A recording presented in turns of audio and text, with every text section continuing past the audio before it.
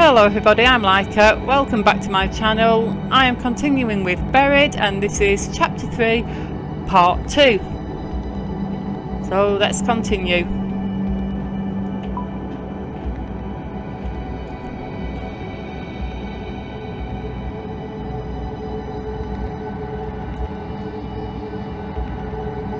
The small utility hallway is well lit. It looks as if it was designed to only be used by select maintenance workers. What goes on in this area, I ask. I'm looking at Marcus as I ask the question, but he only shrugs in response. She might know, he replies, pointing to Amy. I've never been down here before. It's just a hallway. It's just a utility hallway, Amy says. At the end, there is a maintenance room. There should be a gun or two in there. It's also the most direct path to the hangar entrance. As we walk quickly and quietly down the hall, I take a glimpse ahead of me and I feel the hair on the back of my neck stand on end. The lights become more sparsely spaced and it's impossible to see just how far the hall extends into the darkness. This hallway has the occasional trace of bloodshed, but nothing like the main area we've come from. We continue further down, and just as I begin to see what looks like a large metal door further ahead, I hear yet another shrill sound. This one sounds farther away, but no less demonic. How many of these things did you see, Dennis asks Amy. 3. But that's just what I saw, there could be more. What did they look like, Dennis asks. Can we talk about something else? Yeah, I want to know. I don't even know how to explain them, she says. Monsters, that's the only word I can think of. My mind seemed to struggle with just trying to understand what I was seeing. They're big and they seem to jerk around every few feet or so. They look like they're made of light. That's all I know for sure. You know, my ex-husband always said I'd let my work kill me, she continues, seemingly unable to stop herself. I mean, I doubt he imagined this exact scenario, but still. As we make our way to the hangar doors, another high-pitched noise rings out, angrier now. Amy stops walking, causing all of us to stop and turn to her. We have to do something to slow those things down, she says. No, Marcus snaps, there's no time. We need to distance ourselves and get to the hangar fast. Amy ignores him, deep in thought. There's an old hydraulic door set into the wall right here, she says. It hasn't been used for years though. She looks at me, pleading her case. Together we might be able to pull it close behind us to keep those things back. Those old hydraulic doors weigh a ton, Marcus says. There's no way it'll work. Roger, Amy says. What do you think? They'll have a harder time getting to us if those doors are locked. Look, Marcus shouts, turning to me. We need to get to the hangar now.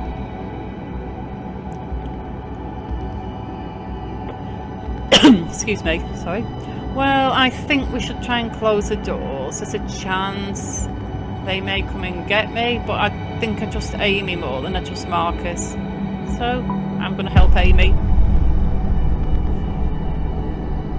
Damn it, Marcus says. We don't have time for this.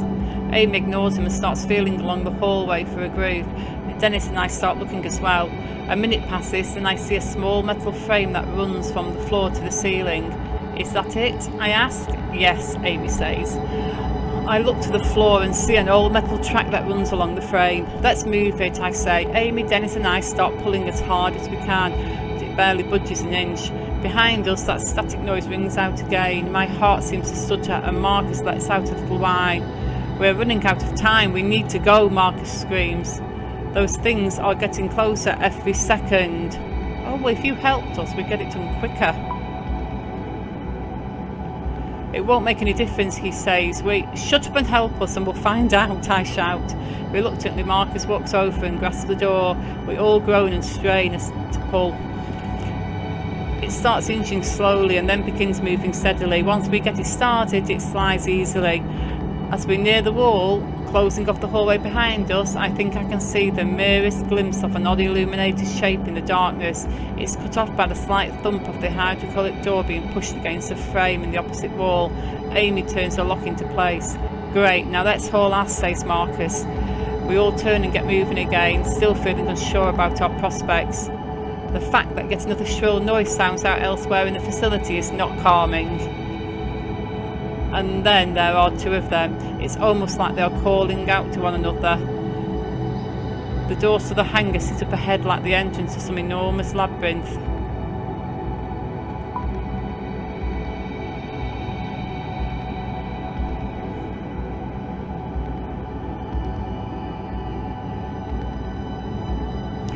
When we reach the hangar doors, I get a true sense of how impenetrable they are.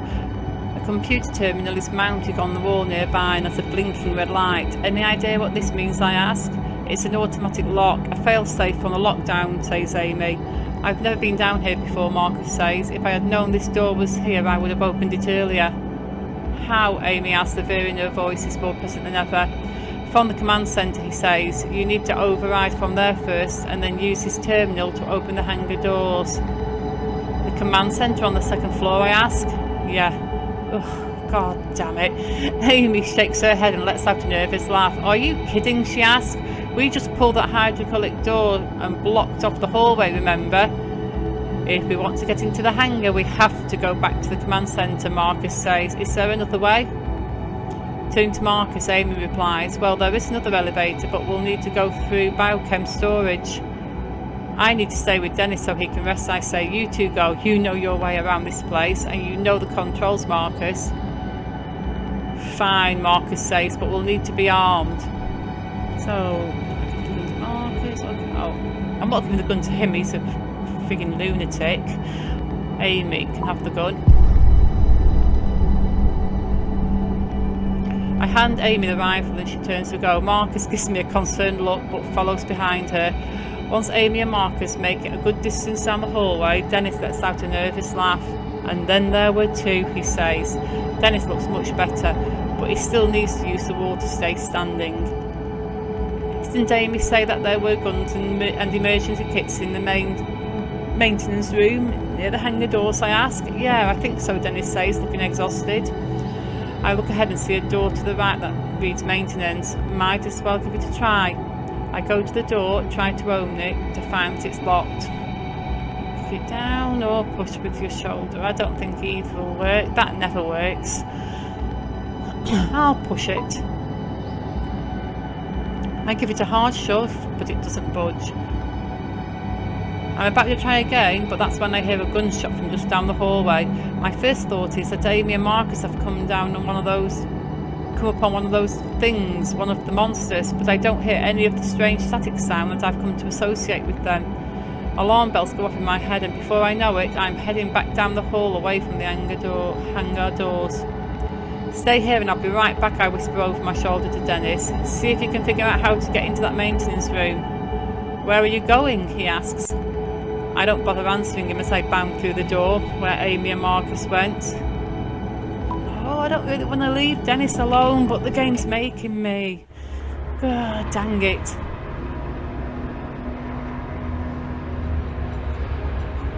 As I enter the biochem room and start walking between the massive silos, I wonder what classified chemicals could be inside of them. I am fully expecting one of Amy's creatures to come flying out on the intersection of halls up ahead. I think I overhear a voice, a woman's voice. It's Amy. Stop! Let go of the gun! Oh, I run ahead so fast that I almost trip over two people in a life or death struggle. My mind tries to process what I'm seeing, but it makes no sense, not at all. Marcus is wrestling with Amy, trying to take her gun away. When this doesn't work, he throws it to the ground and starts choking her. I'm glad I didn't give him the gun. Her face is turning purple and her eyes look like they might pop out of her head. Marcus sees me coming down the hallway, but acts as if what he is doing is perfectly normal. Well, stop!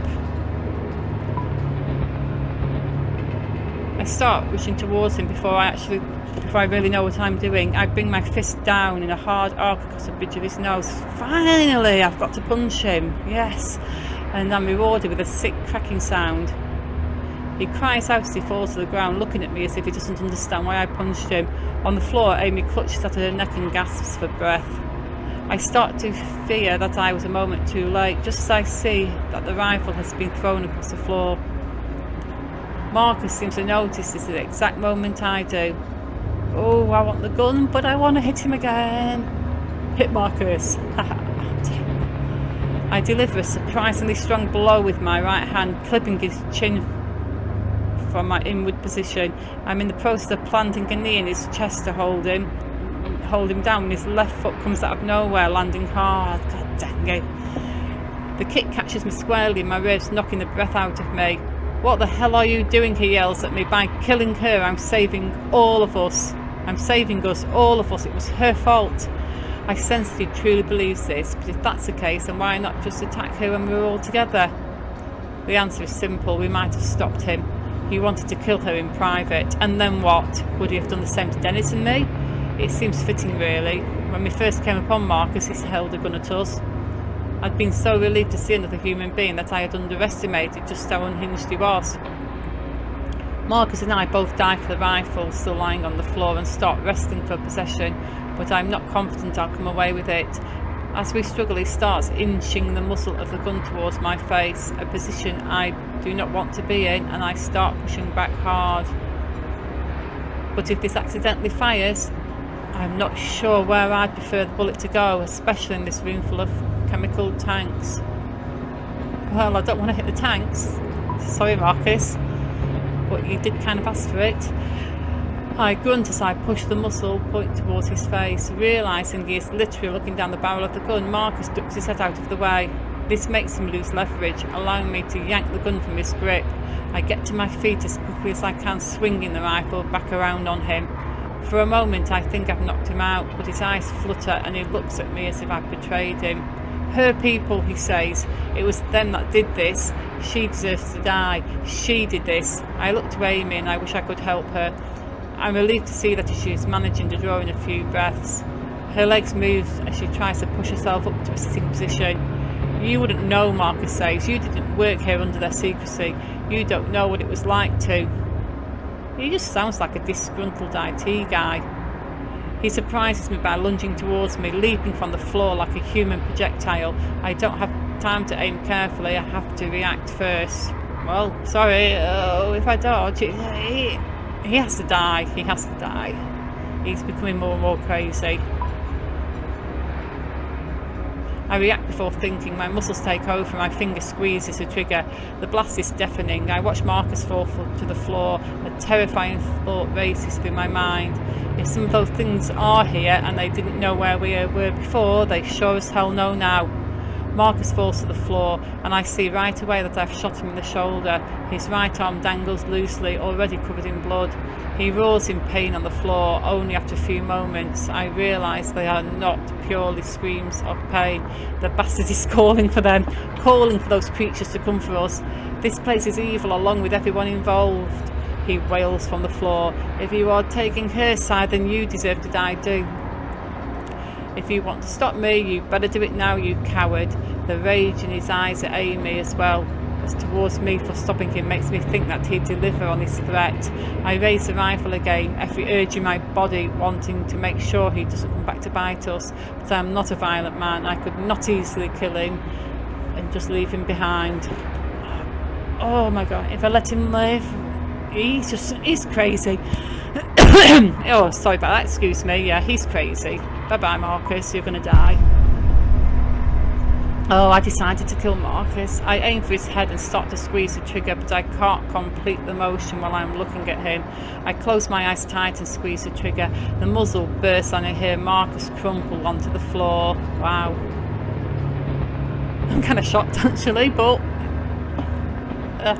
it's not for another 10 seconds or so that I realise I've just been standing still, frozen with my eyes closed and my teeth clenched. I try to avoid looking at Marcus's body and instead lean towards Amy. You okay? I ask. She nods slowly. Have to go, she says, her voice raspy. They'll be here any minute. Too much noise. I have to hold her arm so she can get to her feet. We start forward and then I think of Dennis. We should go back to the hangar doors, I say. I can't just leave Dennis there. There's no time, Amy says. You need to come with me to the command centre now. We'll be back for him soon. I stare at Marcus's dead body for a moment, trying to comprehend the fact that my own hands caused him to die. It's a turning point in my life that I'll never recover from. But there's no time to wait now.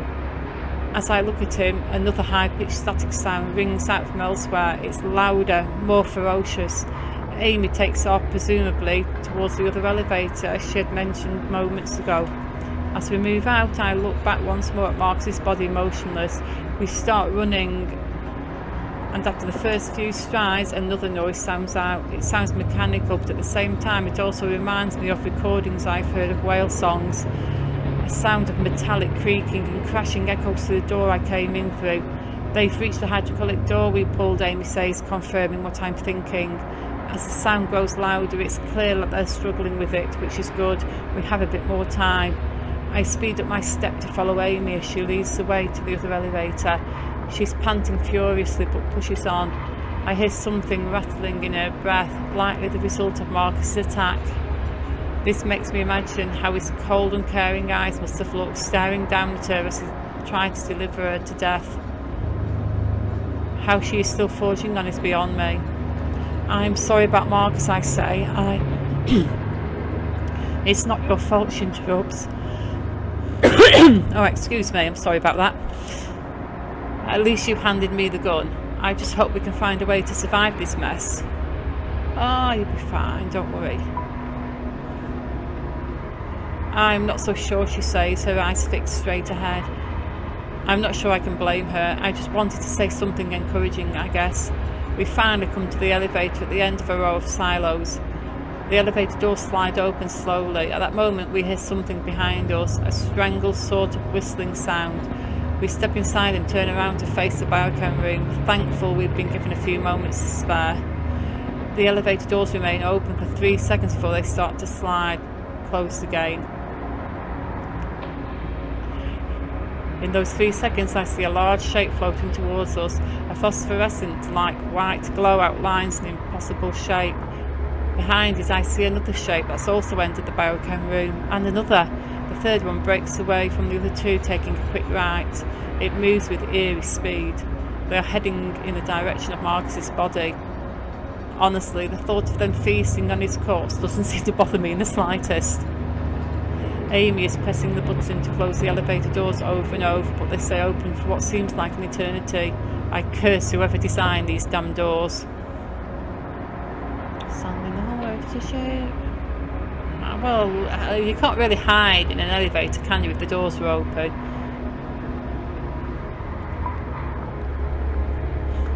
We can't go anywhere, I figure, so no use in hiding. I take a step and stand firm in the elevator doorway. I hold the rifle steady, ready to fire, and that's when I see them in a clear light for the first time. I can see their features, their shape, their colours, but in my mind can't quite process it all. Nothing about them makes any sense. My eyes try to see a squid, but that's not what these things are. They are grey and white and nothing more than squirming light. Their appendages are neither legs nor tentacles, but somewhere in between. They don't walk on these appendages, but use them to glide. They move like ghosts, to jerk every few feet or so.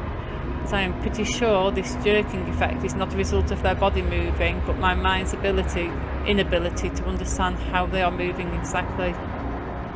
It's also more than their appearance that makes a mockery of reality. The light around them seems to bend inwards, as if space within the room has to reshape itself for their existence. That peculiar effect on the air makes their movements seem like something moving underwater, only faster. They screech in unison as they rush towards the elevator. They'll all be inside here in another few seconds. I check the rifle to see that my ammo is diminishing. I have to start saving my shots. I'm going to have to be choosy. What if I die now? There's going to...